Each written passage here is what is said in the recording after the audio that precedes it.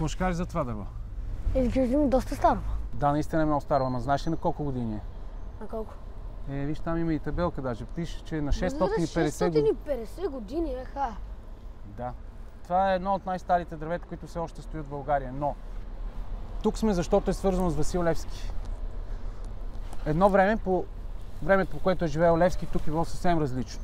Разбира се, тия сгради въобще ги е нямало, а имало един хан, една станоприемница, която той е отсядал обикновено. Тя е била на Хаджи Мано Стоянов, един от най-богатите, уважавани, влиятелни българи от София от това време.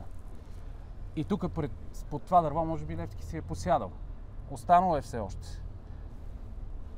А пък малко преди това, не малко, през 16 век, тук може би бил домът на един човек, който се казвал Никола и който е пострадал заради българщината и вярата си. И сега храмът Свети Никола Софийски всъщност е посветен на неговото име. Но виж само как се вият тези ствола на дървото. Доведохте тук, татко, защото сме в самия център на София, на улица Искър. Това е паркингът на Министерския съвет, а все още има хора, които не знаят за това дърво и за връзката му с Левски. Ела да те заведа на още едно място.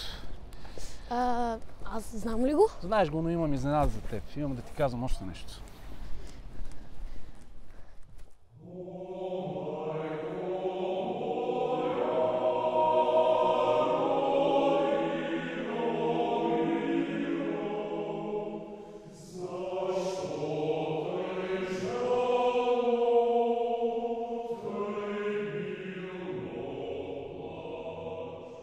Ти, татко, нали знаеш, че Христо Ботев и Васил Левски са били приятели по едно време?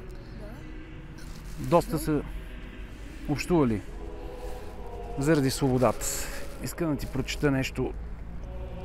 Чакай за малко. Едно писмо. Част от едно писмо, което е написал Ботев до един свой приятел.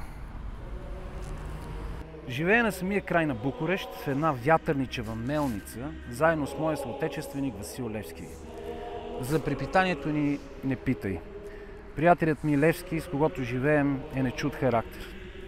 Когато ние се намираме в най-критично положение, то той тогава си е такъв весел, както и когато се намираме в най-добро положение.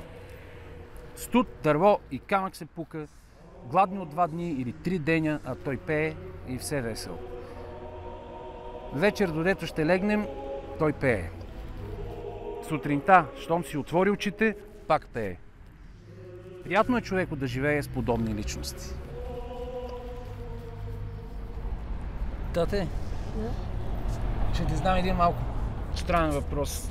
Левски е живял труден живот, живот на борба, нелек живот и накрая е загинал. Левски бил ли е щастлив? Според мен той е бил щастлив, въпреки че не е бил видял България освободена, но според мен той е щастлив, защото животът му е имал смисъл.